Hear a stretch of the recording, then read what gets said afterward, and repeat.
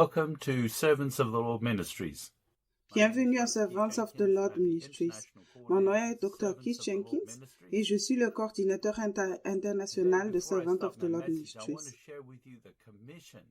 Avant de commencer mon message d'aujourd'hui, je veux vous partager la mission de ce ministère qui a été donnée à Joseph Hitchcock il y a de nombreuses années. Il dit « J'ai des enfants dans toutes les nations et tu as des frères et sœurs dont les cœurs crient à moi. Ils m'ont demandé un ministère, des bénédictions et des dons. Je leur ai donné ces choses et cela les a bénis, mais il y a une partie de leur esprit qui n'a jamais été comblée et qui est réservée pour une relation intime avec moi. Maintenant, leur cœur crie vers moi, juste après moi. C'est vers eux que je t'envoie parce que je ne veux pas qu'ils prennent des années comme il t'a fallu pour arriver jusqu'à moi parce qu'il n'y avait personne à l'époque pour t'enseigner comment procéder. Servants of the Lord Ministries est un ministère d'enseignement et de formation envoyé au corps de Christ pour atteindre les personnes qui ont un cœur selon Dieu. Ce message s'adresse à ceux qui veulent apprendre à le connaître et grandir en lui. Aujourd'hui, je partage un message sur le ministère de la réconciliation. Paul a dit dans Romains 5, verset 13 jusqu'au verset 19. Romains, chapitre 5, commençons par le verset 13. Car jusqu'à la loi, le péché était dans le monde, et le péché n'est pas imputé quand il n'y a point de loi. Verset 14. Cependant, la mort a régné depuis Adam jusqu'à Moïse, même sur ceux qui n'avaient pas péché par une transgression semblable à celle d'Adam, lequel est la figure de celui qui devait arriver. Verset 15. Mais il n'en est pas du don gratuit comme de l'offense, car si par l'offense d'un seul, il en est beaucoup qui sont morts, à plus forte raison la grâce de Dieu et dans le don de la grâce venant d'un seul homme, Jésus-Christ, ont-ils été abondamment répandus sur beaucoup. Verset 16. Et il n'en est pas du don comme de ce qui est arrivé par un seul qui a péché, car c'est après une seule offense que le jugement est devenu condamnation, tandis que le don gratuit devient justification après plusieurs offenses. Verset 17. Si par l'offense d'un seul la mort a régné par lui seul, à plus forte raison, ceux qui reçoivent l'abondance de la grâce et du don de la justice régneront-ils dans la vie par Jésus-Christ lui seul. Verset 18. Ainsi donc, quand par une seule offense la condamnation a atteint tous les hommes, de même par un seul acte de justice la justification qui donne la vie s'étend à tous les hommes. Verset 19. Car comme par la désobéissance d'un seul homme, beaucoup ont été rendus pécheurs, de même par l'obéissance d'un seul, beaucoup seront rendus justes. La mort a régné d'Adam à Moïse, parce que sans la connaissance du péché, il n'y a pas de repentance des œuvres mortes. Les gens vivent dans un état d'anarchie et de rébellion envers Dieu et mourraient. Il y a deux sortes de péchés dans la Bible. Numéro 1, le péché imputé qui vient de la connaissance des normes justes que Dieu a données. Numéro 2, le péché d'omission par ignorance de faire la volonté parfaite de Dieu pour ta vie. La loi a permis de prendre conscience du péché afin que les gens puissent réellement se repentir, s'humilier et être sauvés en étant confrontés à la justice. Ceux qui réalisaient que Dieu leur résistait pouvaient même commencer à rechercher sa volonté parfaite s'ils croyaient en Dieu et qu'il avait un plan meilleur et parfait pour eux par la foi fondée sur l'amour. Paul a dit dans Hébreux chapitre 11, verset 4 jusqu'au verset 11. Hébreux chapitre 11, commençons par le verset 4. C'est par la foi qu'Abel offrit à Dieu un sacrifice plus excellent que celui de Caïn. C'est par elle qu'il fut déclaré juste, Dieu approuvant ses offrandes, et c'est par elle qu'il parle encore quoique mort. Verset 5. C'est par la foi qu'Enoch fut enlevé pour qu'il ne vit point la mort, et qu'il ne parut plus parce que Dieu l'avait enlevé, car avant son enlèvement, il avait reçu le témoignage qu'il était agréable à Dieu. Verset 6. Or, sans la foi, il est impossible de lui être agréable, car il faut que celui qui s'approche de Dieu croit que Dieu existe et qu'il est le rémunérateur de ceux qui le cherchent. Verset 7. C'est par la foi que Noé, divinement averti des choses qu'on ne voyait pas encore et saisi d'une crainte respectueuse, construisit une arche pour sauver sa famille. C'est par elle qu'il condamna le monde et devint héritier de la justice qui s'obtient par la foi. Verset 8. C'est par la foi qu'Abraham, lors de sa vocation, obéit et partit pour un lieu qu'il devait recevoir en héritage et qu'il partit sans savoir où il allait. Verset 9. C'est par la foi qu'il vint s'établir dans la terre promise comme dans une terre étrangère, habitant sous des tentes ainsi qu'Isaac et Jacob, les co-héritiers de la même promesse. Verset 10. Car il attendait la cité qui a de solides fondements, celle dont Dieu est l'architecte et le constructeur. Verset 11. C'est par la foi que Sarah elle-même, malgré son âge avancé, fut rendue capable d'avoir une postérité parce qu'elle crut à la fidélité de celui qui avait fait la promesse. Tous ces saints recherchaient une meilleure qualité de vie par la foi en faisant ce qu'ils croyaient pouvoir plaire à Dieu, en le cherchant diligemment et en ne se conformant pas à ce monde. Jésus a dit dans Matthieu 7, verset 13 jusqu'au verset 14. Matthieu chapitre 7, commençons par le verset 13. Entrez par la porte étroite, car large est la porte, spacieux est le chemin qui mène à la perdition, et il y en a beaucoup qui entrent par là. Verset 14. Mais étroite est la porte, resserré le chemin qui mène à la vie, et il y en a peu qui les trouvent. Une fois la loi est arrivée, les prophètes ont suivi, donnant des avertissements supplémentaires lorsque les gens ignoraient la conviction par la loi. En outre, la loi était là pour protéger le peuple des faux prophètes. Dans l'Ancien Testament, si quelqu'un prophétisait faussement, on lui coupait la tête. C'est une infraction grave que de proclamer des bénédictions lorsque le peuple a besoin d'être averti de la colère à venir, car sinon il périra. Paul a dit dans 1 Thessaloniciens 5, versets 12 et 13. Je lis 1 Thessaloniciens 5, chapitre 5, verset 12. Nous vous prions, frères, d'avoir de la considération pour ceux qui travaillent parmi vous, qui vous dirigent dans le Seigneur et qui vous exhortent. Verset 13. Ayez pour eux beaucoup d'affection à cause de leurs œuvres. Soyez en paix entre vous. Ces serviteurs qui avertissent l'Église devaient être très estimés car ils aimaient le peuple. Paul a dit dans Galates 6, versets 7 et 8. Je lis Galates chapitre 6, commençons par le verset 7. Ne vous y trompez pas, on ne se moque pas de Dieu. Ce qu'un homme aura semé, il le moissonnera aussi.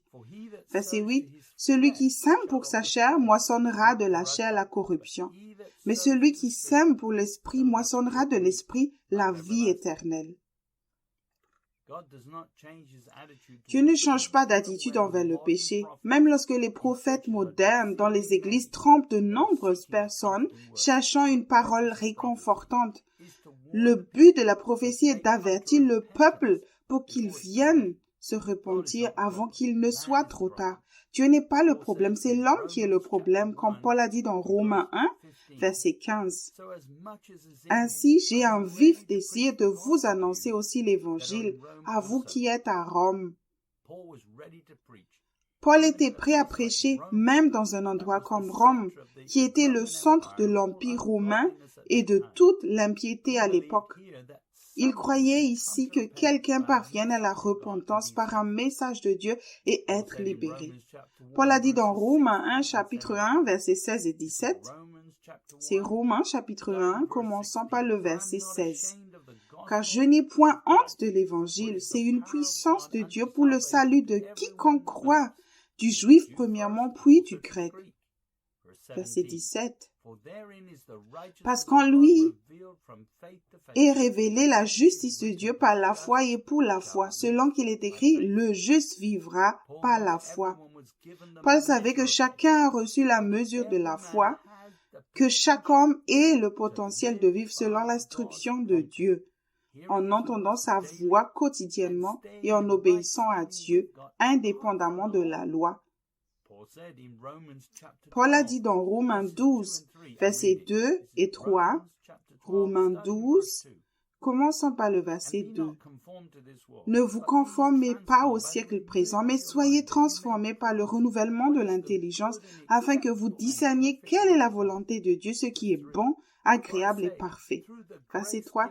Par la grâce qui m'a été donnée, je dis à chacun de vous de n'avoir pas de lui une trop haute opinion, mais de revêtir des sentiments modestes selon la mesure de foi que Dieu a départie à chacun. Dans mes messages, Paul ne cherchait pas d'excuses pour manquer la volonté parfaite de Dieu et apprendre à le connaître. Paul a dit lui-même dans 2 Thessaloniciens, chapitre 1, verset 6 au verset 9. C'est 2 Thessaloniciens, chapitre 1, commençons par le verset 6. Car il est de la justice de Dieu de rendre l'affliction à ceux qui vous affligent. Verset 7.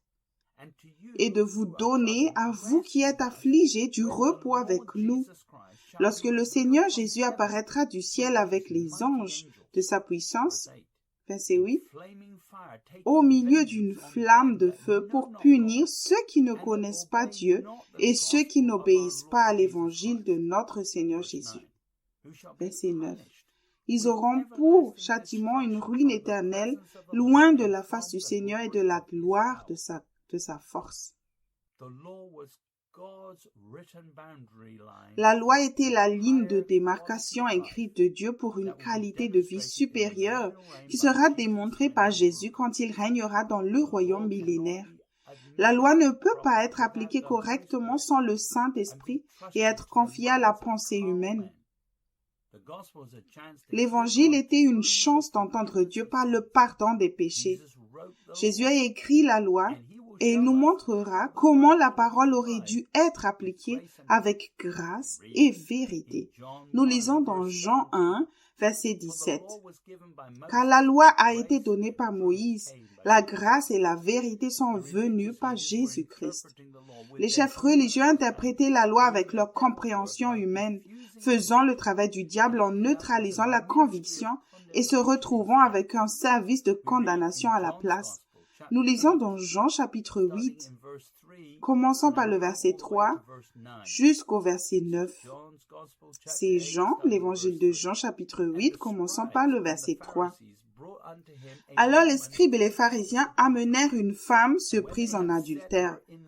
Et la plaçant au milieu du peuple, ils dirent à Jésus, « Maître, cette femme a été surprise en flagrant délit d'adultère. » Verset 5.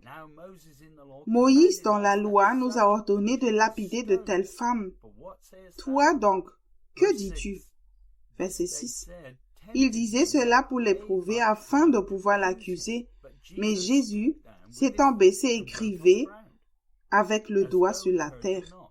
Verset 7. Comme il continuait à l'interroger, il se releva et leur dit, « Que celui de vous qui est sans péché jette le premier, la pierre contre elle. » Verset 8. Et s'étant de nouveau baissé, il écrivait sur la terre. Verset 9. Quand ils entendirent cela, accusés par leur conscience, ils se retirèrent un à un, depuis les plus âgés jusqu'au dernier. Et Jésus resta seul avec la femme qui était là au milieu. Pendant que les pharisiens parlaient, Jésus a commencé à écrire sur le sol et les a ignorés. Ce n'est pas impoli, il est le juge et décidera de tout lorsque toutes les preuves auront été présentées. Jésus a aussi écrit la loi et connaissait le but de la loi. Paul a dit dans Romains 7, versets 14 et 15. Au Romains chapitre 7, commençons par le verset 14. Nous savons en effet que la loi est spirituelle, mais moi je suis charnel, vendu au péché. Verset 15. Car je ne sais pas ce que je fais, je ne fais point ce que je veux, et je fais ce que je Et en utilisant ta pensée pour essayer de comprendre les choses spirituelles, tu finiras par prendre la place de Jésus et faire des choses que tu regretteras plus tard. Dans la chair, tu ne glorifieras pas Dieu. Les chefs religieux pensaient qu'ils glorifiaient Dieu en faisant respecter la loi sans être eux-mêmes des pratiquants. Le diable s'est servi d'eux pour condamner la femme surprise en adultère en faisant un mauvais usage de la loi.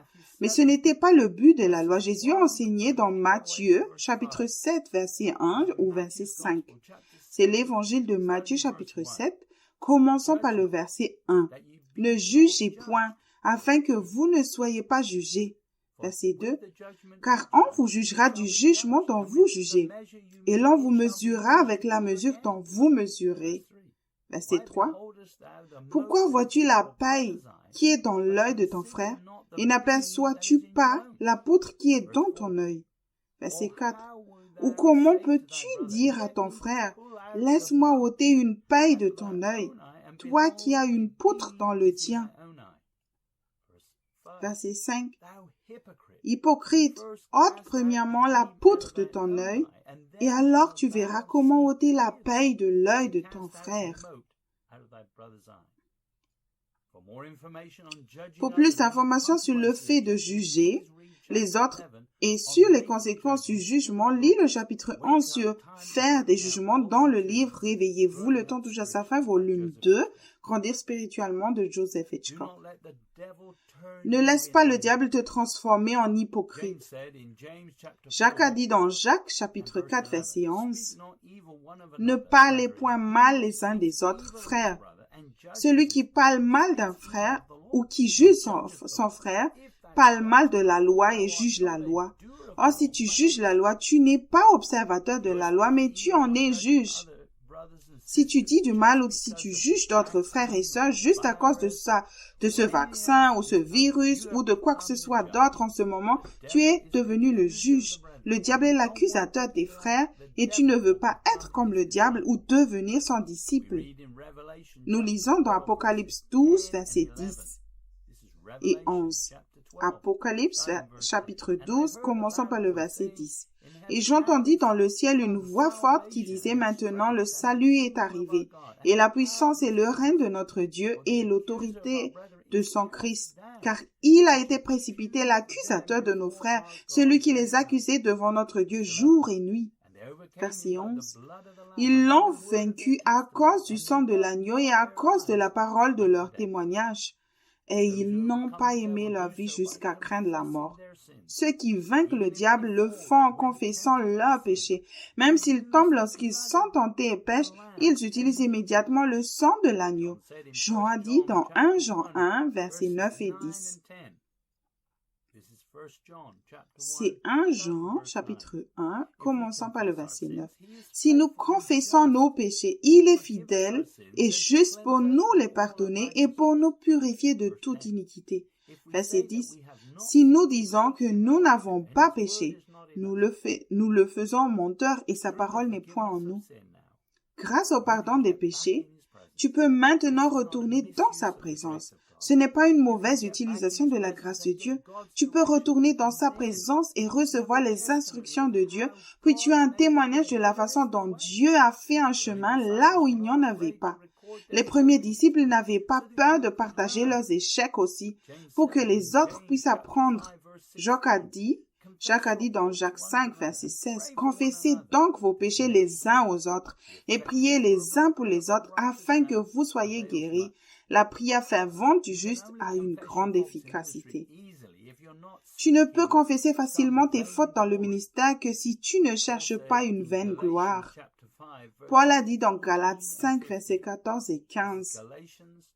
C'est Galates, chapitre 5. Commençons par le verset 14. « Car toute la loi est accomplie dans une seule parole, dans celle-ci. Tu aimeras ton prochain comme toi-même. » Verset 15. « Mais si vous vous mordez et vous dévorez les uns les autres, prenez garde que vous ne soyez détruits les uns par les autres. » Même si tu es né de nouveau, mais que tu juges les autres, tu fais le travail du diable. Jésus a apporté la grâce et la vérité pour que tu puisses apprendre de tes erreurs et aller à la racine du péché et arrêter de pécher par la grâce au moyen de la foi. Même la loi et les prophètes de l'Ancien Testament ont été donnés aux Juifs pour qu'ils puissent s'examiner, se repentir et apprendre pour ensuite tendre la main et aider le monde entier à se repentir aussi. Le but de la loi était la repentance. Nous lisons dans Apocalypse 12, verset 12. « C'est pourquoi réjouissez-vous, cieux, et vous qui habitez dans les cieux, malheur à la terre et à la mer, car le diable est descendu vers vous, animé d'une grande colère, sachant qu'il a peu de temps. »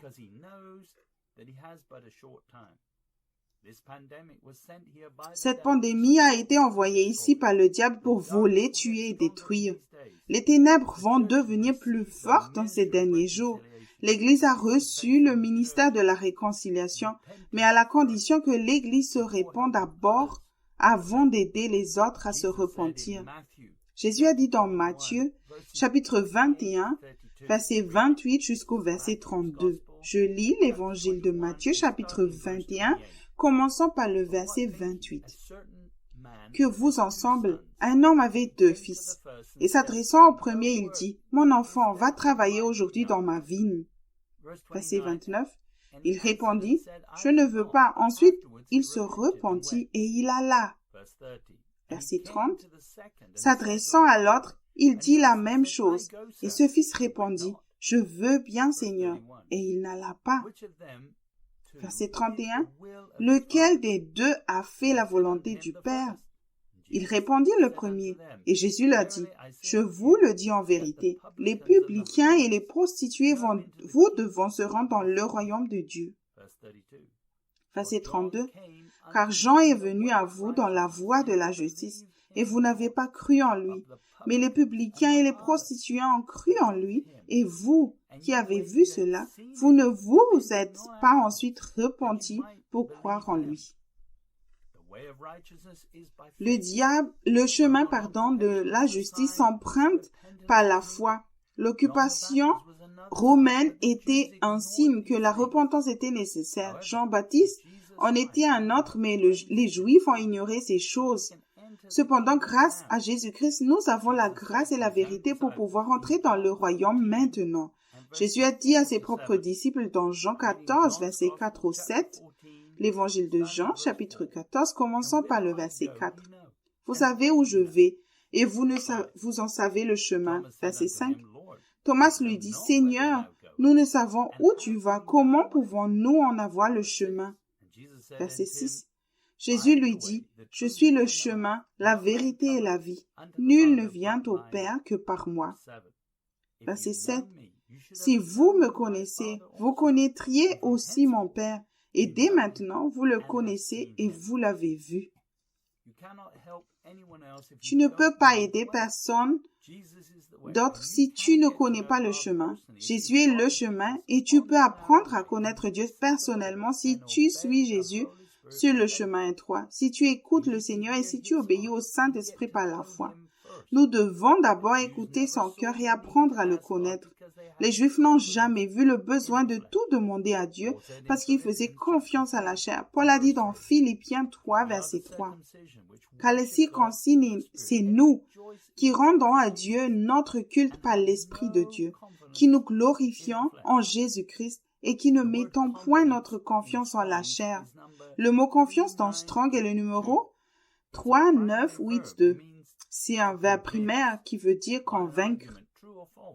Par un argument vrai ou faux, par analogie, pacifier ou concilier, réflexe ou passivement donner son accord, se fier, être d'accord, assurer, croire, confiance, se faire ami, obéir, persuader, céder. Ceux qui sont vraiment circoncis n'utilisent pas leur propre raison ou ne cèdent même pas à la chair, mais adorent Dieu en faisant tout ce dont le Saint-Esprit leur dit.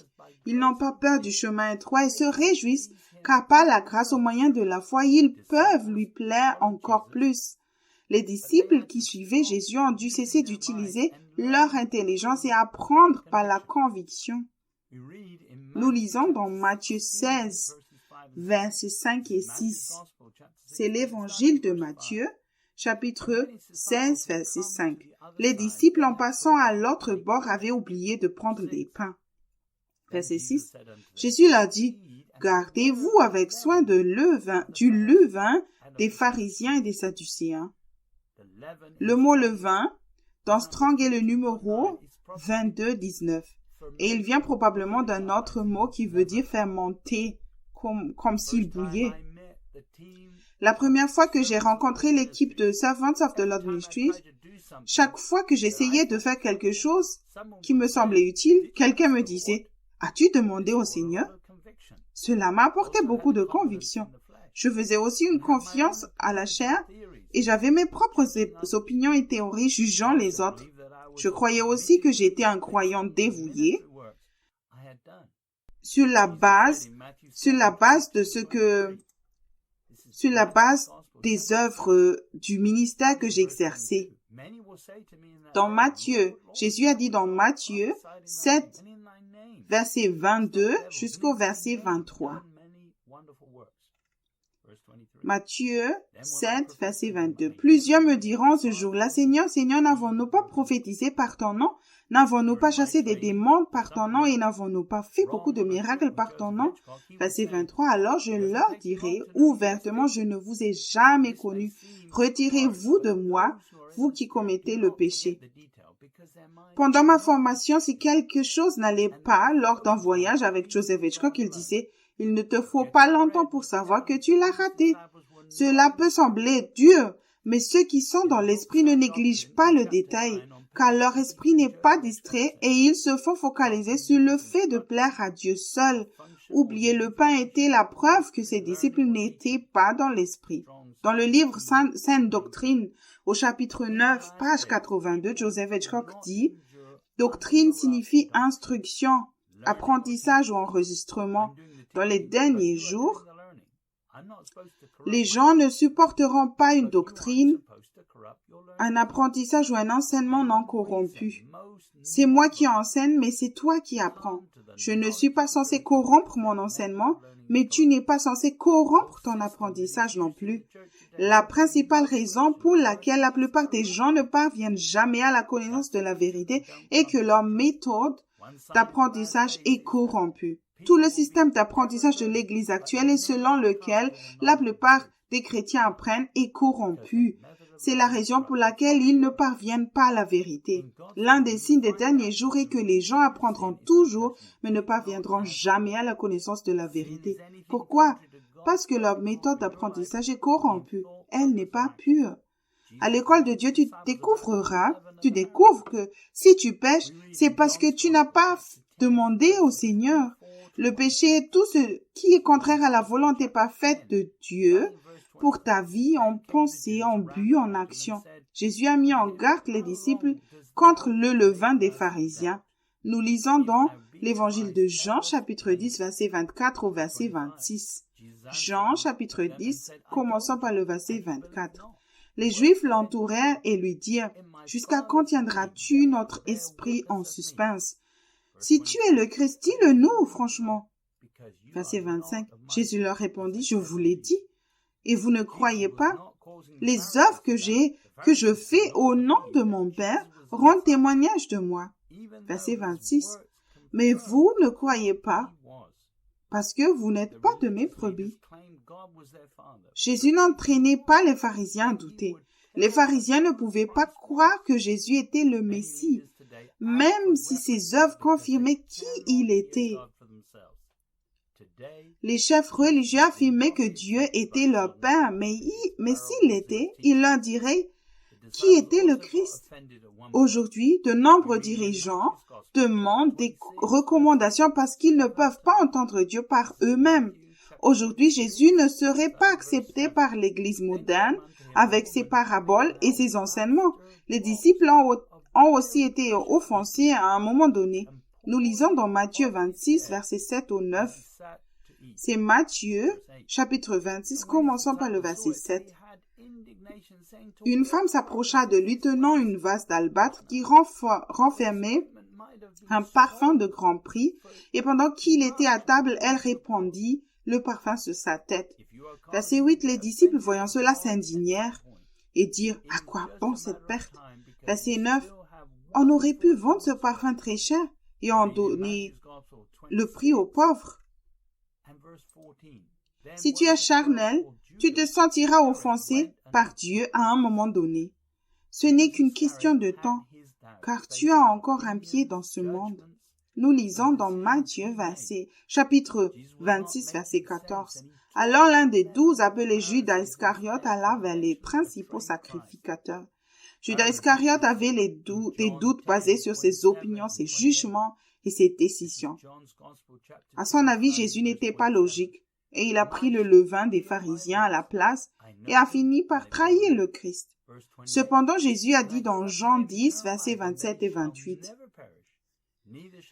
C'est l'évangile de Jean, chapitre 10, commençant par le verset 27. « Mes brebis entendent ma voix, je les connais, et elles me suivent. » Verset 28. « Je leur donne la vie éternelle, et elles ne périront jamais, et personne ne les ravira de ma main. »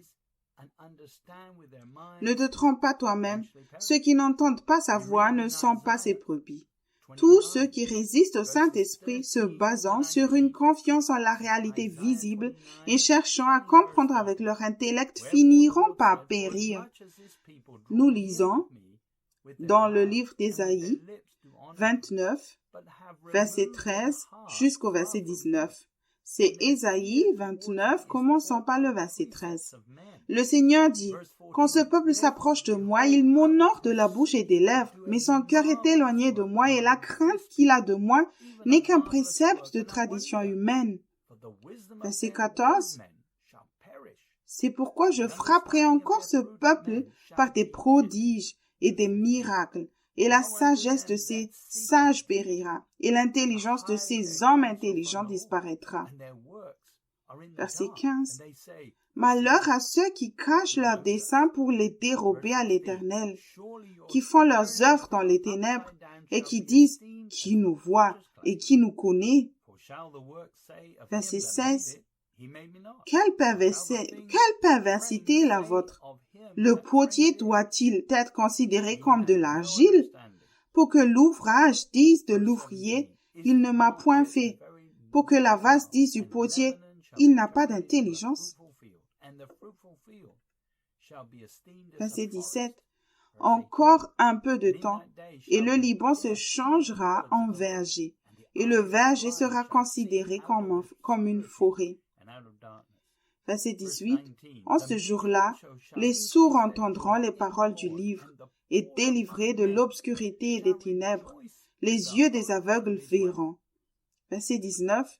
Les malheurs se réjouiront de plus en plus en l'Éternel, et les pauvres feront du Saint d'Israël le sujet de leur allégresse.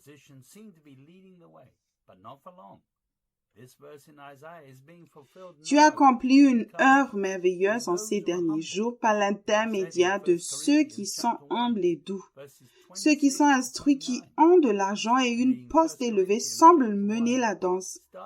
Mais pas pour longtemps. Ce verset d'Ésaïe s'accomplit maintenant par le biais de la nouvelle alliance avec ceux qui sont humbles.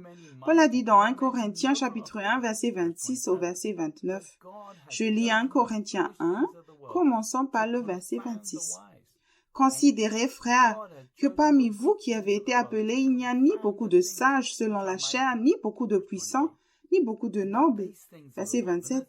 Mais Dieu a choisi les choses folles du monde pour confondre les sages.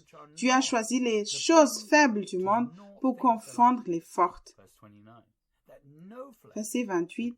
Et Dieu a choisi les choses viles du monde et celles qu'on méprise, celles qui ne sont point, pour réduire à néant celles qui sont. Verset 29. Afin que nulle chair ne se glorifie devant Dieu. Il n'y a pas de raccourci pour atteindre la sainteté. Tu peux apprendre rapidement avec le don de la vie éternelle, mais ce ne sera pas confortable pour la chair. Paul a dit dans 1 Corinthiens chapitre 11, verset 32. Mais quand nous sommes jugés, nous sommes châtiés par le Seigneur, afin que nous ne soyons pas condamnés avec le monde. Tu dois aussi le laisser te châtier et écouter sa voix. Paul a dit dans Hébreux 2, versets 10 et 11. Je lis Hébreux chapitre 2, commençons par le verset 10. Il convenait en effet que celui pour qui et par qui sont toutes choses et qui voulait conduire à la gloire beaucoup de fils, éleva à la perfection par les souffrances de prince de leur salut. Verset 11. Car celui qui sanctifie et ceux qui sont sanctifiés sont tous issus d'un seul. C'est pourquoi il n'a pas honte de les appeler frères. Grâce au processus de sanctification et aux souffrances, nous devenons des enfants de Dieu. Ceux qui ne veulent pas venir à la lumière s'appuient plutôt sur les œuvres ou la justice extérieure. Jésus a dit dans Matthieu chapitre 23, verset 25 au verset 28. C'est l'évangile de Matthieu chapitre 23, commençons par le verset 25. Malheur à vous, scribes et pharisiens hypocrites, parce que vous nettoyez le dehors de la coupe et du plat, et qu'au-dedans ils sont pleins de rapines et d'intempérance. Verset 26. Pharisiens aveugles, nettoie premièrement l'intérieur de la coupe et du plat, afin que l'extérieur aussi devienne net. Verset 27. Malheur à vous, scribes et pharisiens hypocrites, parce que vous ressemblez à des sépulcres blanchis, qui paraissent beaux au dehors et qui au dedans sont pleins d'ossements de mort et de toute espèce d'impureté. Verset 28. Vous de même au dehors, vous paraissez juste aux hommes, mais au dedans, vous êtes pleins d'hypocrisie et d'iniquité. Dans ces versets, il semble que Jésus décrive le style de la plupart des prédicateurs d'aujourd'hui. Les leaders sont divertissants, répètent les mêmes enseignements dans un style différent et sont capables de raconter des histoires sur les personnes décédées qui ne peuvent pas revenir de la tombe pour les contredire que ce n'est pas la bonne interprétation. Un hypocrite prendra l'histoire d'une personne d'être juste, très juste de la Bible et donnera l'impression qu'il est un exemple de cette justice. J'étais au Burundi une fois et j'ai eu la chance d'assister à un grand rassemblement de prière à 6 heures du matin. On m'a dit qu'il y aurait plus de 1000 personnes et j'ai voulu le constater par moi-même. Les réunions de prière sont toujours peu fréquentées. J'ai pressé le pasteur de m'emmener à cette réunion en voiture. Le matin, j'étais prêt. J'ai même appelé le pasteur pour m'assurer qu'il était réveillé. Je voulais être à l'heure pour voir si 1000 personnes s'étaient présentées à 6 heures du matin. Ce serait très inhabituel en Afrique car les gens se réfèrent souvent à l'heure africaine qui a environ 1 heure de retard. Nous sommes arrivés avec quelques minutes de retard et je me suis assise à l'arrière pour constater qu'il y avait moins de 100 personnes. Cependant, lorsque les organisateurs m'ont vu, ils ont voulu que je vienne m'asseoir à l'avant. J'ai refusé, mais ils ont insisté. Je ne prêchais pas. Le temps de prière a duré peut-être 30 minutes, mais j'ai alors vu l'attrait de cette réunion. Le temps de prière s'est terminé par une prédication dans la langue locale pendant 30 minutes et elle a été traduite. Les prédicateurs ont parlé des bénédictions qui ont suivi Josaphat. Parce qu'il a suivi les traces de son père David et n'a rien fait sans demander d'abord au Seigneur. Mais à la fin du message, le prédicateur a commencé à déclarer que les bénédictions de Josaphat pouvaient être reçues juste en levant la main. Les gens criaient, sautaient. Ils aimaient cette idée d'obtenir des bénédictions sans emprunter le chemin étroit. J'ai refusé de faire partie de ce raccourci vers la bénédiction sans la sainteté et j'ai refusé de me lever. Mon assistant qui m'accompagnait ne s'est pas levé non plus. Dieu donne à chacun une chance de se repentir et d'apprendre spirituellement et de ne pas prendre de raccourcis. Tu dois te repentir de chercher des bénédictions ou faire face au jugement à la fin. Tu devras rechercher le royaume de Dieu. Paul a dit dans 2 Corinthiens 5, verset 18 au verset 21. C'est 2 Corinthiens chapitre 5, verset 18. Et tout cela vient de Dieu qui nous a réconciliés avec lui par Christ et qui nous a donné le ministère de la réconciliation. Verset 19. Car Dieu était en Christ, réconciliant le monde avec lui-même, en n'imputant point aux hommes leur offense, et il a mis en nous la parole de la réconciliation. Verset 20. Nous faisons donc les fonctions d'ambassadeurs pour Christ, comme si Dieu exhortait par nous. Nous vous en supplions au nom de Christ, soyez réconciliés avec Dieu. Celui qui n'a point connu le péché, il l'a fait devenir péché pour nous, afin que nous devenions en lui justice de Dieu. Paul a dit de se réconcilier avec Dieu. C'est le premier pas à faire dans le ministère de la réconciliation. Les hypocrites ne peuvent aider qui que ce soit. Si quelqu'un tombe, tu dois l'aider à se servir de la grâce de Dieu pour parvenir lui-même à la repentance et à la racine du péché grâce à la conviction. Tu n'as peut-être pas beaucoup de temps avant que cette même personne soit attirée par un faux enseignement à chercher bénédiction et prospérité. Jésus a dit dans Matthieu 7, verset 24 au verset 27. C'est l'évangile de Matthieu, chapitre 7, commençons par le verset 24. C'est pourquoi quiconque entend ces paroles que je dis et les met en pratique sera semblable à un homme prudent qui a bâti sa maison sur le roc. Verset 25. La pluie est tombée, les torrents sont venus, les vents ont soufflé et se sont jetés contre cette maison. Elle n'est point tombée parce qu'elle était fondée sur le roc.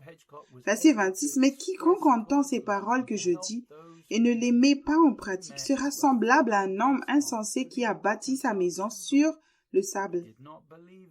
Verset 27. La pluie est tombée, les torrents sont venus, les vents ont soufflé et ont battu cette maison. Elle est tombée et sa ruine a été grande. Joseph Hitchcock pouvait exprimer l'amour de Dieu et aider ceux qu'il rencontrait et qui résistaient à Dieu à se réconcilier avec lui.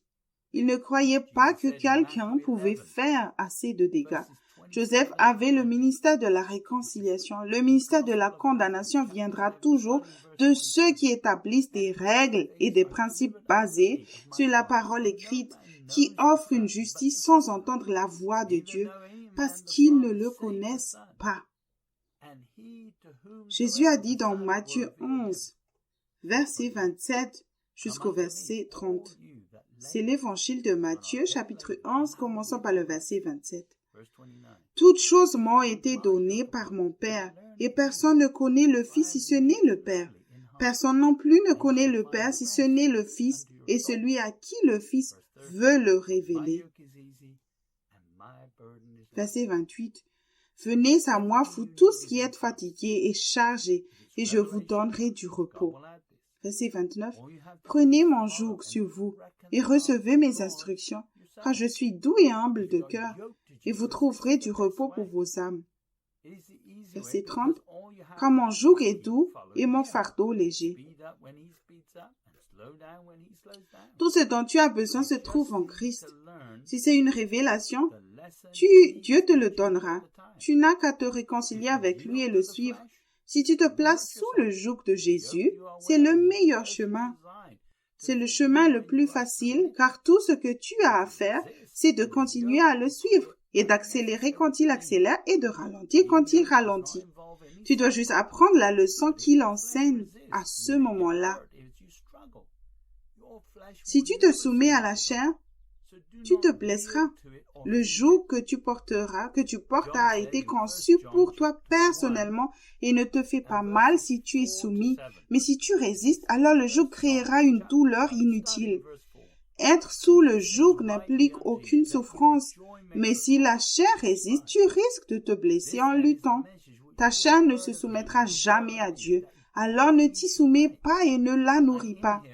Jean a dit dans 1 Jean chapitre 1, verset 4 jusqu'au verset 7.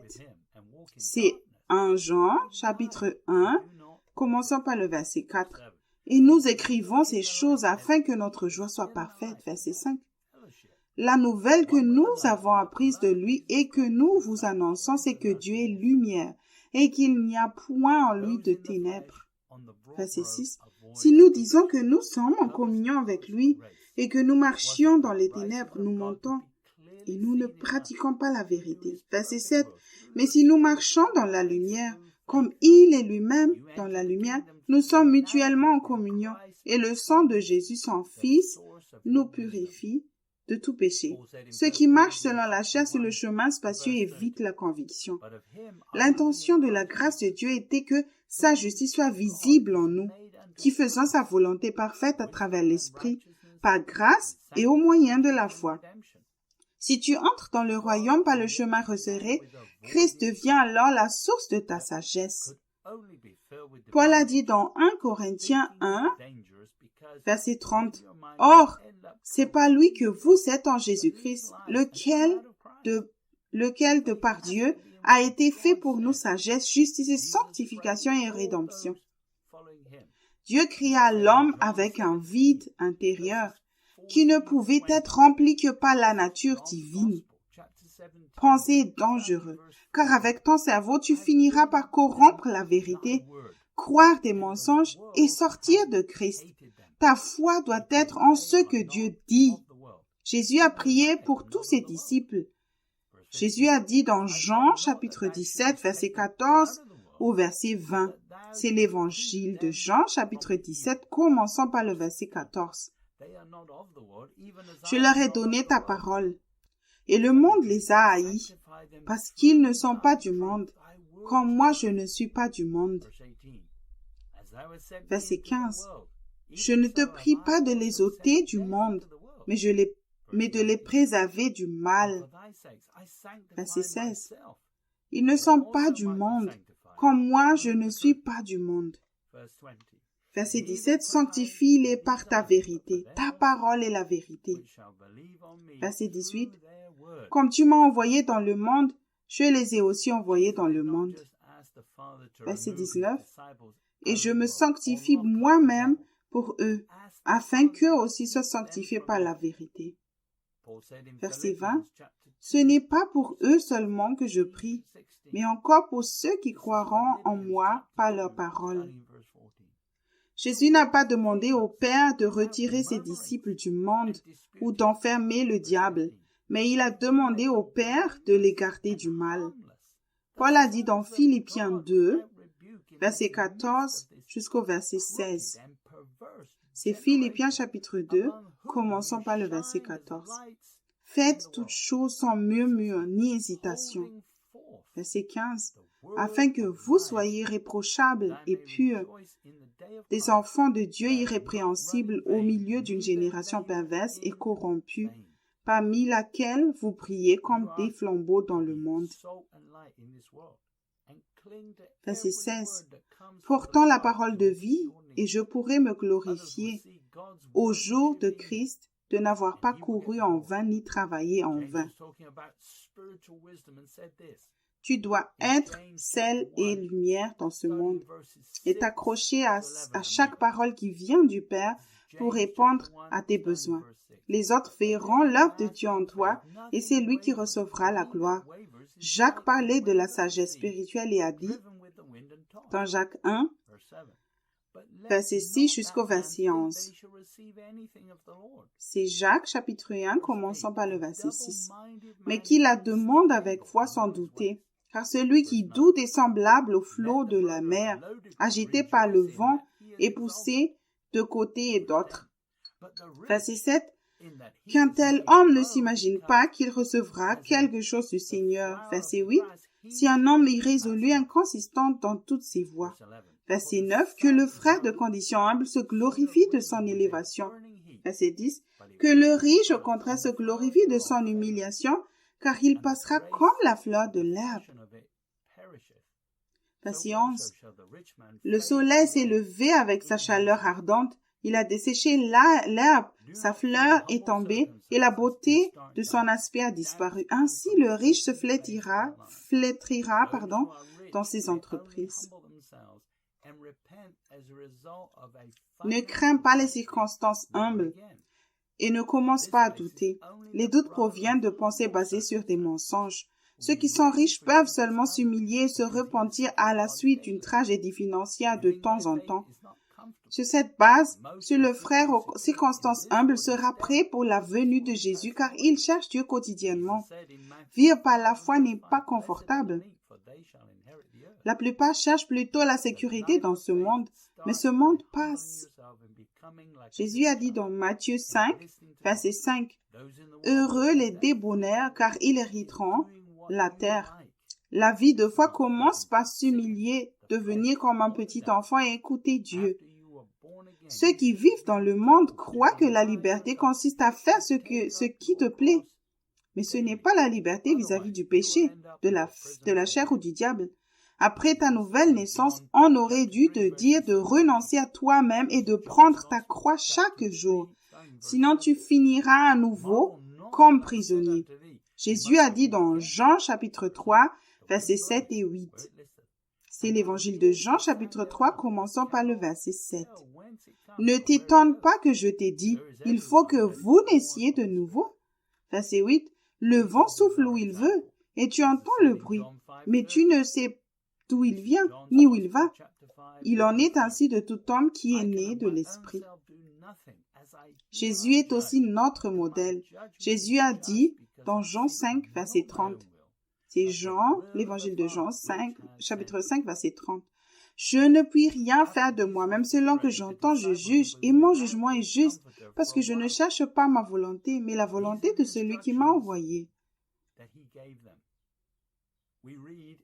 Après la trahison de Jésus, les disciples seront privés de consolateurs pendant un certain temps. Voici les instructions qu'il leur a données. Nous lisons Matthieu 26, versets 40 et 41. C'est l'évangile de Matthieu, chapitre 26, commençons par le verset 40. Et il vint vers les disciples qu'il trouva endormis, et il dit à Pierre, « Vous n'avez donc pu veiller 1 heure avec moi ?» Verset 41.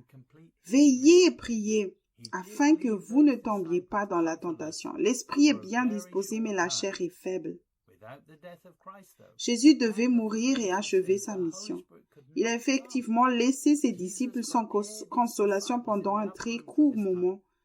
Mais sans la mort de Christ et le pardon des péchés, le Saint-Esprit ne pouvait pas venir. Jésus a préparé ses disciples dans la chambre haute pour ce moment. Jésus a dit dans Jean, chapitre 14, versets 1 à 3. C'est l'évangile de Jean, chapitre 14, commençons par le verset 1. Que votre cœur ne se trouble point. Croyez en Dieu et croyez en moi. Verset 2. Il y a plusieurs demeures dans la maison de mon Père. Si cela n'était pas, je vous l'aurais dit. Je vais vous préparer une place. Verset 3. Et lorsque je m'en serai allé et que je vous aurai préparé une place, je reviendrai et je vous prendrai avec moi afin que là où je suis, vous y soyez aussi. Jésus a dit à ses disciples de rester sur le chemin étroit et de garder la paix de Dieu. Il leur a dit de veiller, de prier et de ne pas se laisser troubler. Sinon, ils seraient tentés et feraient quelque chose de stupide. Ses disciples avaient vu la façon dont Jésus vivait. Le style de vie des disciples est très différent de celui des leaders religieux d'aujourd'hui. Joseph Hitchcock est notre exemple. La femme prise en flagrant délit d'adultère a été déclarée coupable selon la lettre de la loi, mais Jésus est venu pour sauver et non pour juger. À cette femme, il dit de ne plus pécher et de le suivre. Nous lisons dans Jean 8, verset 10 au verset 12. C'est l'évangile de Jean, chapitre 8, commençons par le verset 10. Alors s'étant levé et ne voyant plus que la femme, Jésus lui dit, « Femme, où sont ceux qui t'accusaient? Personne ne t'a-t-il condamné? » Verset 11, elle répondit, « Non, Seigneur. » Et Jésus lui dit, « Je ne te condamne pas non plus. Va et ne pêche plus. » Verset 12, Jésus leur parla de nouveau et dit, « Je suis la lumière du monde. Celui qui me suit ne marchera pas dans les ténèbres, mais il aura la lumière de la vie. » Tu as même utilisé les scribes et les pharisiens pour amener cette femme à Jésus. Les leaders eux-mêmes n'ont pas obtenu de grâce. Jésus ne leur a pas dit de s'en aller. Ils auraient pu confesser leurs péchés et admettre qu'ils utilisaient la loi d'une mauvaise manière. Il a même demandé à la femme, « Où sont tes accusateurs ?» La femme a reçu la grâce et la vérité de Jésus au lieu d'être condamnée. Paul a dit dans Romains chapitre 8, verset 1. C'est Romains chapitre 8, verset 1. Il n'y a donc maintenant aucune condamnation pour ceux qui sont en Jésus-Christ, qui ne marchent pas selon la chair, mais selon l'esprit. Si tu as un cœur selon Dieu, tu ne connaîtras plus jamais de condamnation. Beaucoup veulent être libérés de la condamnation, mais continuent à servir la chair et à faire ce qu'ils veulent. Cela n'est pas conciliable. Paul a dit dans Galates chapitre 3, versets 26 et 27. C'est Galates chapitre 3. Commençons par le verset 26. Le baptême en Christ est une décision de ne plus utiliser l'arbre de la connaissance du bien et du mal et de vivre par la foi. Tu dois savoir que le monde est corrompu et tu dois opérer comme Jésus l'a fait dans Jean 5, verset 30. Tu fais entièrement confiance au Saint-Esprit, savoir quoi dire et faire les choses justes. Paul a dit dans 1 Corinthiens, chapitre 15, verset 34, « Revenez à vous-même, comme il est convenable, et ne péchez point, car quelques-uns ne connaissaient pas Dieu, je le dis à votre honte. Tu as hérité d'un évangile glorieux qui te donne la chance par la croix de confesser tes péchés et d'apprendre de tes erreurs. Ce n'est pas le moment de dormir, c'est le moment d'être éveillé à la vérité, à la vraie justice et apprendre. Nous avons reçu le Saint-Esprit. L'humanité a été conçue pour entendre Dieu, lui obéir et vivre comme de petits enfants. C'est notre destinée, désormais rendue possible par la venue de l'Esprit de vérité en nous. Paul a dit dans Galates chapitre 3, je vais commencer par le verset 1 jusqu'au verset 9. C'est Galates chapitre 3, commençons par le verset 1. Ô Galates dépourvus de sens, qui vous a fasciné, vous aux yeux de qui Jésus-Christ a été peint comme crucifié. Verset 2. Voici seulement ce que je veux apprendre de vous. Est-ce par les œuvres de la loi que vous avez reçu l'Esprit ou par la prédication de la foi? Êtes-vous tellement dépourvus de sens après avoir commencé par l'Esprit? Voulez-vous maintenant finir par la chair? Verset 4. Avez-vous tant souffert en vain, si toutefois c'est en vain? Verset 5. Celui qui vous accorde l'Esprit et qui opère des miracles parmi vous, le fait-il donc par les œuvres de la loi ou par la prédication de la foi?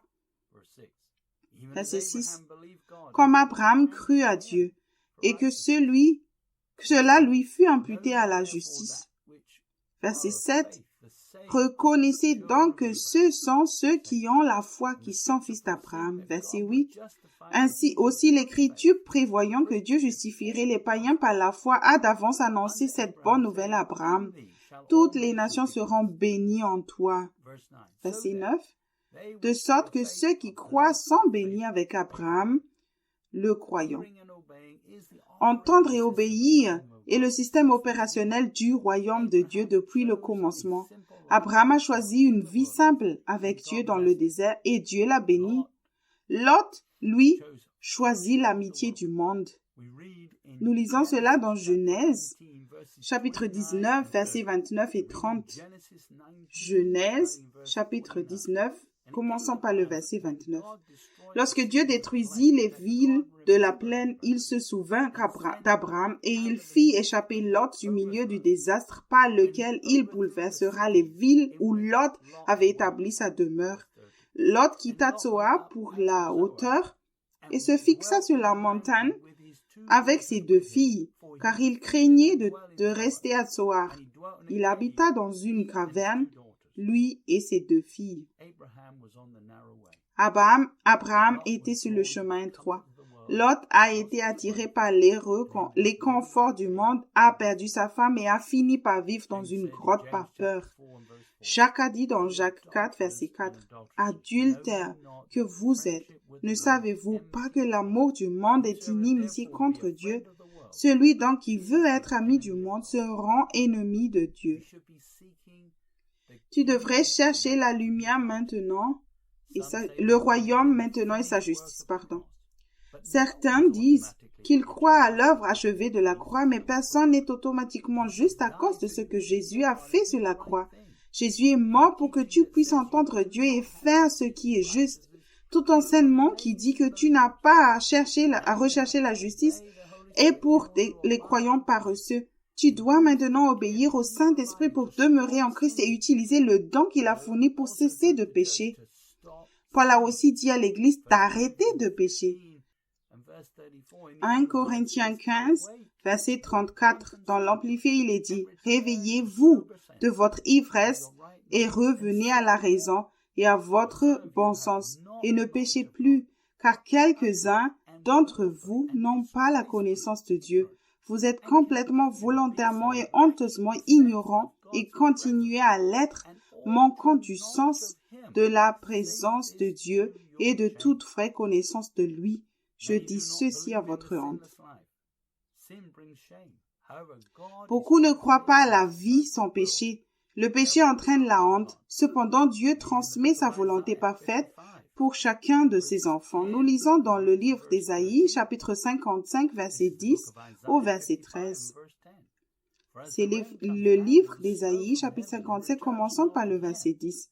Comme la pluie et la neige descendent des cieux et n'y retournent pas sans avoir arrosé, fécondé la terre et fait germer les plantes, sans avoir donné de la semence au semeur et du pain à celui qui mange. Verset 11. Ainsi en est-il de ma parole qui sort de ma bouche. Elle ne retourne point à moi sans effet, sans avoir exécuté ma volonté et accompli mes desseins. Verset 12.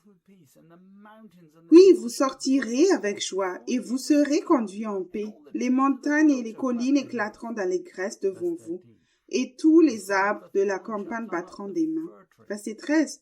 Au lieu de l'épine s'élèvera le cyprès, au lieu de la ronce croîtra le myrte, et ce sera pour l'Éternel une gloire, un monument perpétuel impérissable.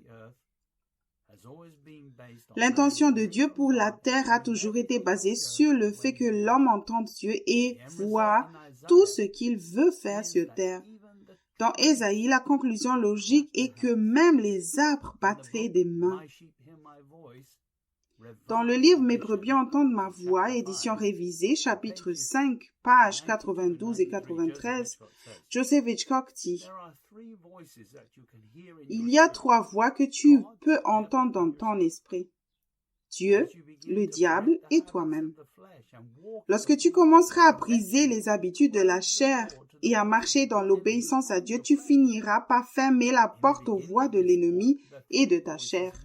Au début de cette marche, les 3 voix peuvent sembler aussi fortes l'une que l'autre.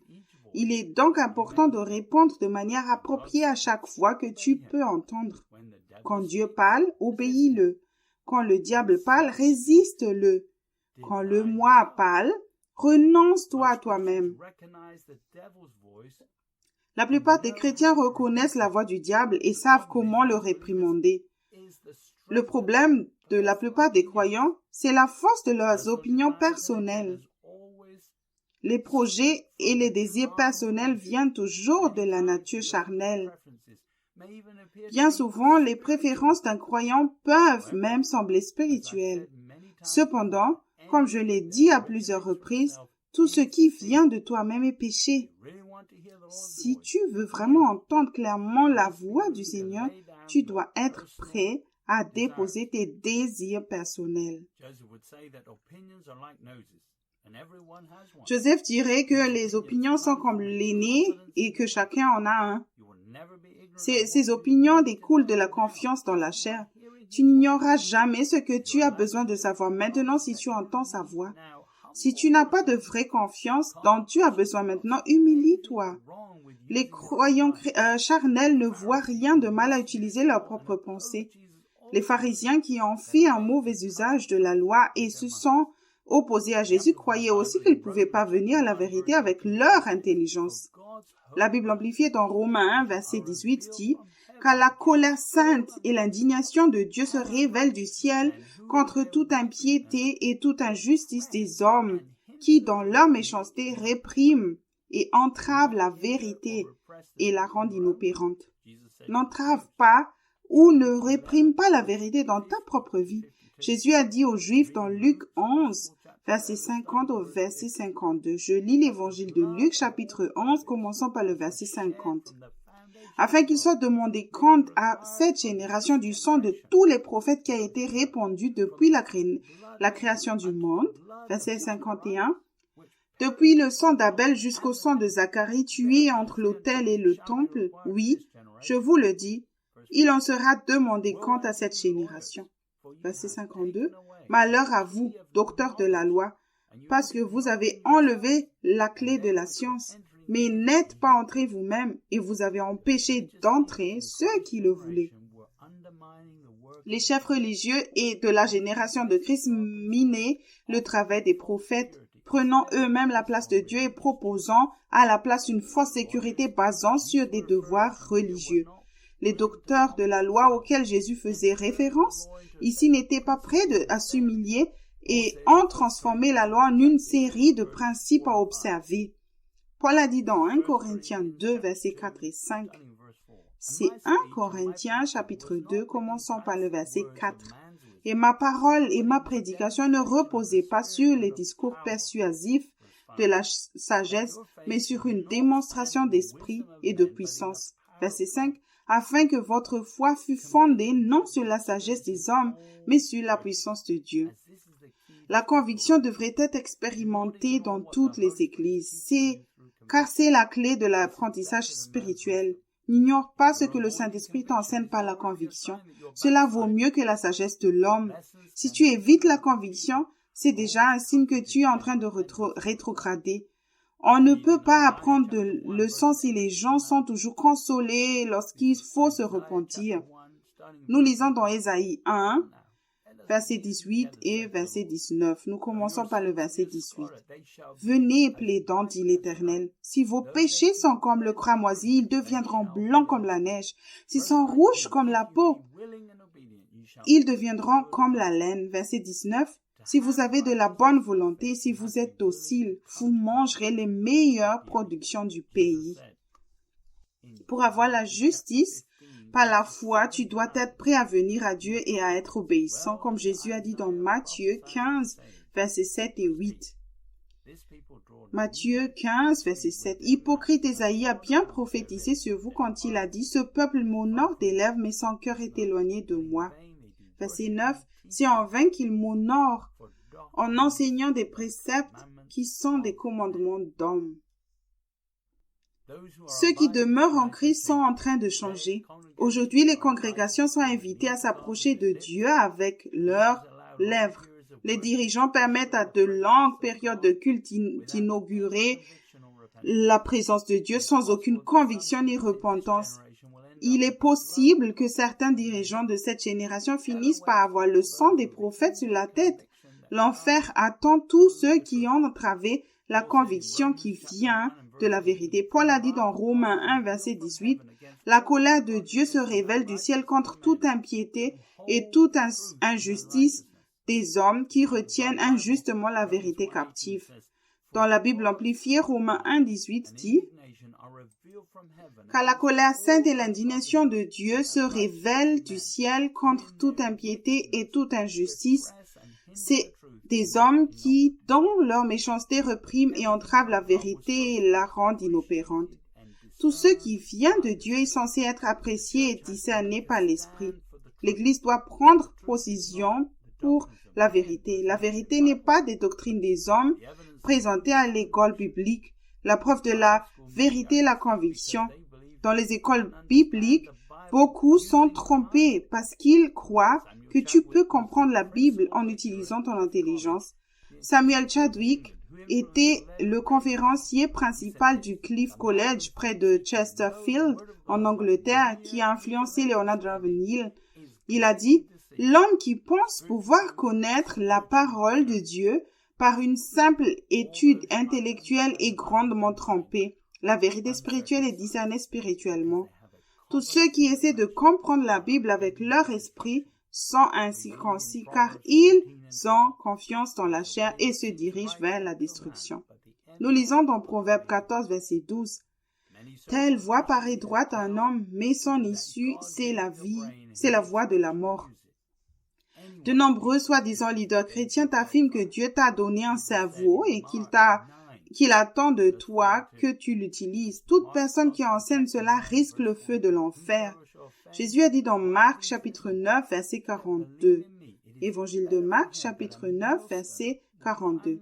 Mais si quelqu'un scandalisait un de ces petits qui croient, il vaudrait mieux pour lui qu'on lui mit au cou une grosse meule de moulin et qu'on le jetât dans la mer.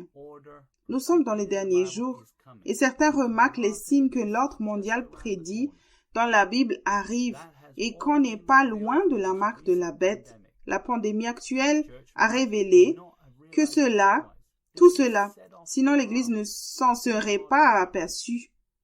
Cela a déclenché une alarme dans le corps de Christ et les chrétiens se sont réveillés, mais pas tous à la justice parce qu'ils ne se trouvaient pas sur le chemin resserré. Si tu veux être prêt au retour de Jésus, tu dois payer le prix dès maintenant. Jésus a dit dans Matthieu 25, verset 10 jusqu'au verset 13. C'est l'évangile de Matthieu, chapitre 25, commençons par le verset 10. Pendant qu'elle allait en acheter, l'époux arriva. Celle qui était prête à entrer avec lui dans la salle des noces et la porte fut fermée. Verset 11. Plus tard, les autres vierges vinrent et dirent, « Seigneur, Seigneur, ouvre-nous. » Verset 12. Mais il répondit, « Je vous le dis en vérité, je ne vous connais pas. » Verset 13. Veillez donc, puisque vous ne savez ni le jour ni l'heure. Les vierges folles n'avaient plus d'huile dans leurs lampes et alors qu'elles allèrent en acheter, elles rentrèrent trop tard. L'huile représente la sagesse acquise par la conviction quotidienne en écoutant et en obéissant à l'Esprit pendant un certain temps. Jésus a même dit aux vierges folles qu'il ne les avait jamais connues. Tu ne peux apprendre à connaître Dieu qu'en suivant Jésus. Nous lisons dans Luc 9, verset 23. Puis il dit à tous, « Si quelqu'un veut venir après moi, qu'il renonce à lui-même, qu'il se charge chaque jour de sa croix et qu'il me suive. » Dans Jean 17, Jésus prie pour ceux qui se renient eux-mêmes et portent leur croix chaque jour. Sois préservé du mal. Si tu ne le suis pas, tu récolteras plus tôt que tard que ce que tu as semé dans cette vie, afin de te réveiller pour la justice et te retrouver ton bon sens. Il peut aussi retenir les conséquences du péché, ainsi te donnant plus de temps pour te repentir si nécessaire lorsque tu viendras à lui. Le père de Jean-Baptiste a prophétisé sur son propre fils et a dit dans Luc 1, verset 76 au verset 79. C'est Luc chapitre 1, nous commençons par le verset 76. « Et toi, petit enfant, tu seras appelé prophète du Très-Haut, car tu marcheras devant la face du Seigneur pour préparer ses voies, afin de donner à son peuple la connaissance du salut par le pardon de ses péchés. » Verset 78. « Grâce aux entrailles de la miséricorde de notre Dieu, en vertu de laquelle le soleil levant nous a visités d'en haut. » Verset 79, pour éclairer ceux qui sont assis dans les ténèbres et dans l'ombre de la mort, pour diriger nos pas dans le chemin de la paix. Il y a de grandes et de petites erreurs. Celui qui fait de petites erreurs ne se répand pas toujours, mais s'il commet une erreur grave qui lui fait perdre ce à quoi il tient, il se réveille. Le diable devient nerveux. Il veut que tu retournes à ton sommeil et que tu te sentes à l'aise dans le péché et il ne peut pas entrer dans le royaume de Dieu. Même si tu te réveilles à temps, il y a une armée d'hypocrites dans l'Église qui pointeront du doigt toutes tes erreurs. Ils écraseront ta justice par la foi et ces hypocrites te diront qu'une vie sans péché est impossible. Paul a dit dans Éphésiens 5, versets 26 et 27. C'est Éphésiens chapitre 5, commençons par le verset 26. Afin de la sanctifier par la parole, après l'avoir purifiée par le baptême d'eau. Verset 27, afin de faire paraître devant lui cette église glorieuse, sans tache ni ride, ni rien de semblable, mais sainte et irrépréhensible. C'est la parole spécifique de correction qui te lave chaque jour, qui te gardera saint et prêt pour son apparition, non pas la parole écrite qui tue. Tu as maintenant une obligation envers la vérité. Jésus est la vérité et il nous a donné l'esprit de vérité. Tu dois être fidèle à la conviction que tu éprouves et t'engages sur le chemin étroit. Le jour de la Pentecôte, Pierre a dit dans Actes, chapitre 3, verset 19 au verset 21. C'est Actes, chapitre 3, commençant par le verset 19. Repentez-vous donc et convertissez-vous pour que vos péchés soient effacés. Verset 20, afin que des temps de rafraîchissement viennent de la part du Seigneur et qu'il envoie celui qui vous a été destiné, Jésus-Christ. Verset 21. Que le ciel doit recevoir jusqu'au temps de rétablissement de toutes choses dont Dieu a parlé anciennement par la bouche de ses saints prophètes. La repentance est le message. La conviction est le langage du ciel en ce moment. Quand tu es convaincu, le Saint-Esprit regarde ta justice intérieure, ton motif et ton attitude. Dieu n'est pas trompé par la justice extérieure. Paul a dit dans Romains 3, verset 4, « Loin de là, que Dieu, au contraire, soit reconnu pour vrai, et tout homme pour menteur, selon qu'il est écrit, afin que tu sois trouvé juste dans tes paroles et que tu triomphes lorsqu'on te juge. Si tu continues à consulter ta pensée, tu finiras par suivre une voie qui te semble juste et ton intelligence ne sera jamais renouvelée. Tu ne pourras pas non plus aider les autres. Apprends à vivre ta vie sans utiliser ta pensée au moyen de la grâce et appuie-toi sur la connaissance qui vient de l'Esprit et ce qu'il confirme. Si tu aimes le Seigneur, tu ne cherches la justice que par la foi seule. Et nous lisons dans Habakkuk 2, verset 4. Voici son âme s'est enflée. Elle n'est pas droite en lui, mais le juste vivra par sa foi. Par la repentance maintenant, et en demeurant en Christ, tu peux te préparer pour le royaume, car il est là maintenant par l'Esprit. Tu as besoin de la connaissance que Dieu fournit. Il la fournit lorsque tu cherches d'abord le royaume et que tu ne cherches pas la connaissance. Jésus a dit dans Matthieu 6, verset 33, « Cherchez premièrement le royaume et la justice de Dieu, et toutes ces choses vous seront données par-dessus. » Ce verset est une promesse de Dieu. Sa provision quotidienne est basée sur numéro 1, la repentance quotidienne de ceux qui résistent à son royaume dans ta vie. Numéro 2, ne pas faire confiance aux choses du passé pour te rendre juste maintenant. Si tu prends l'initiative de faire quoi que ce soit à partir de la nature charnelle, tu ressusciteras ta chair et le péché dominera parce que tu t'es placé sous une autre autorité que l'Esprit de Dieu. Paul a dit dans Romains 8, verset 7, « Car l'affection de la chair est inimitié contre Dieu parce qu'elle ne se soumet pas à la loi de Dieu et qu'elle ne le peut même pas. » La chair n'obéira pas à Dieu.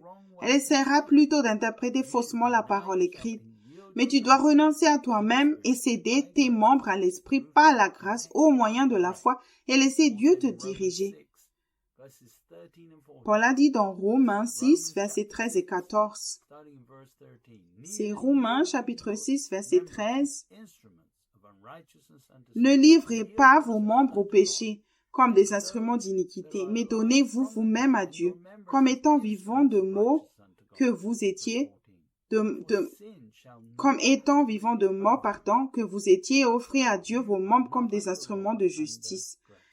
Car le péché n'aura point de pouvoir sur vous, puisque vous êtes non sous la loi, mais sous la grâce.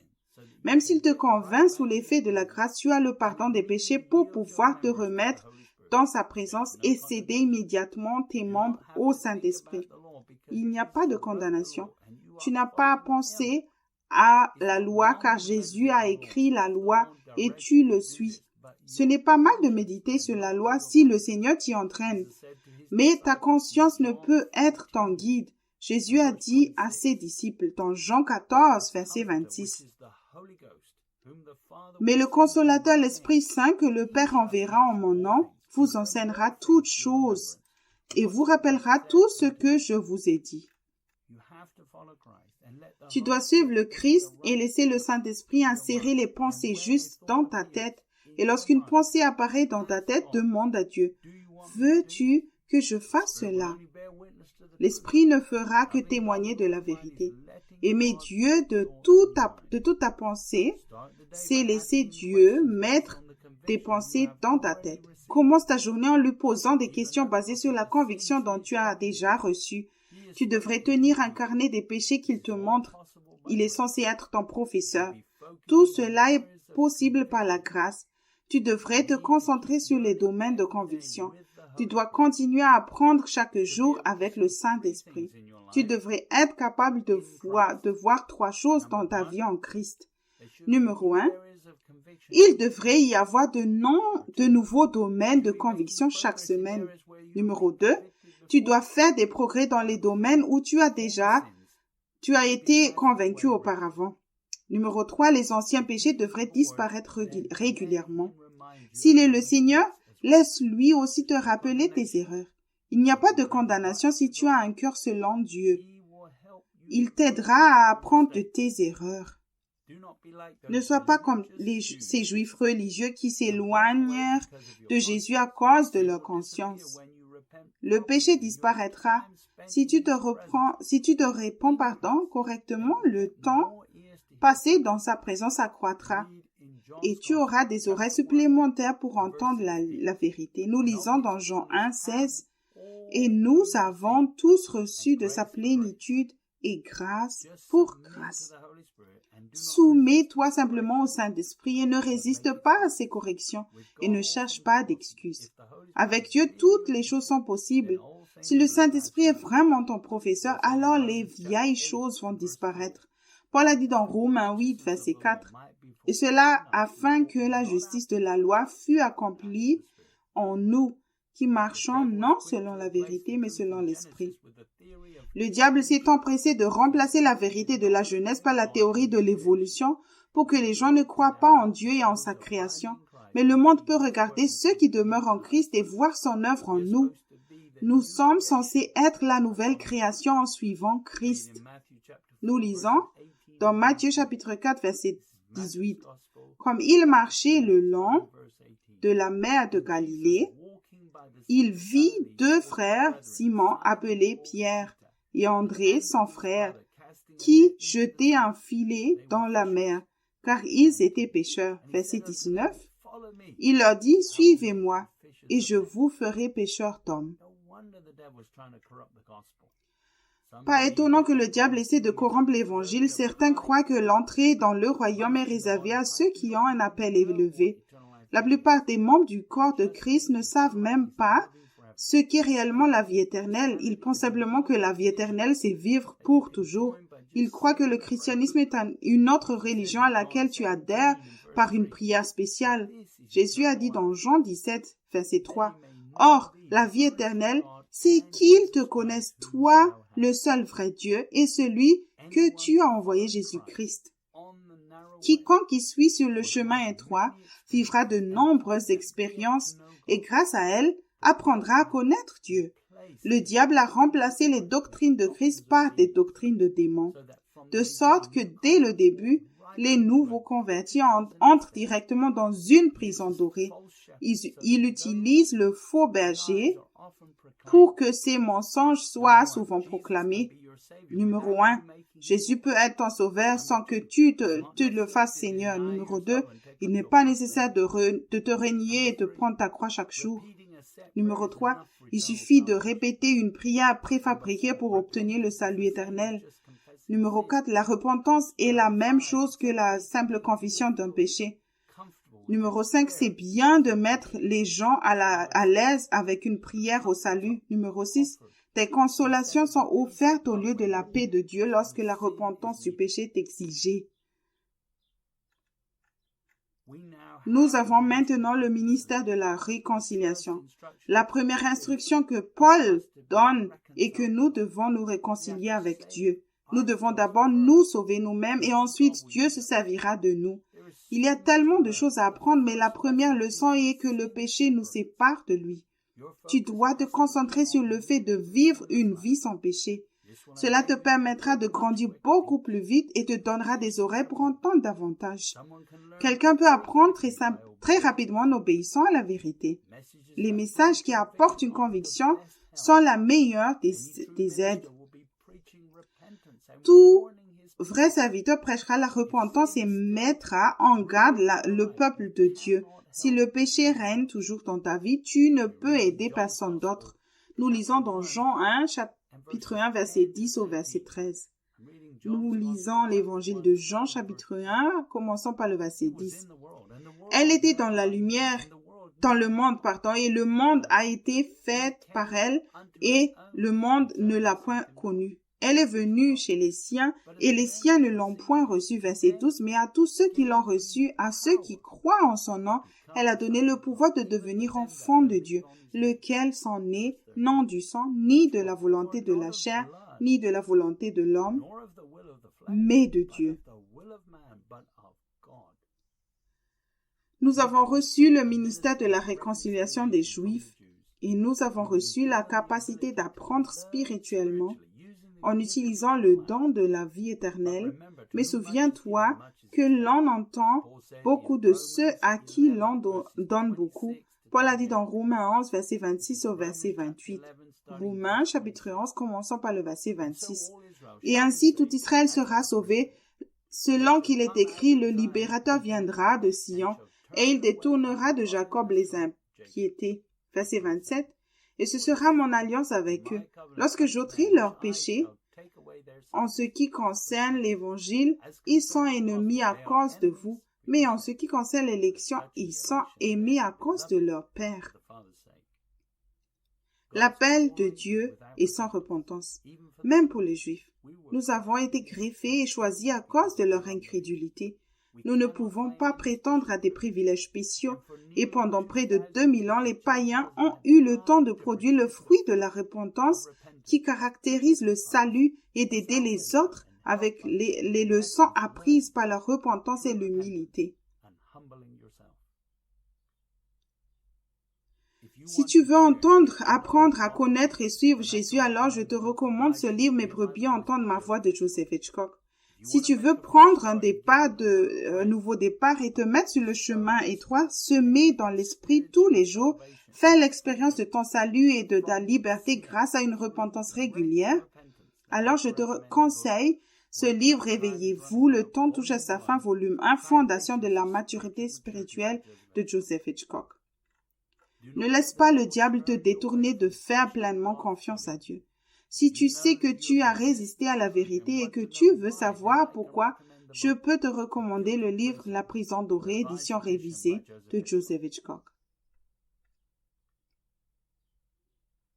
Ce message aujourd'hui était pour ceux qui ont le cœur selon Dieu et qui ont expérimenté cette grâce personnellement.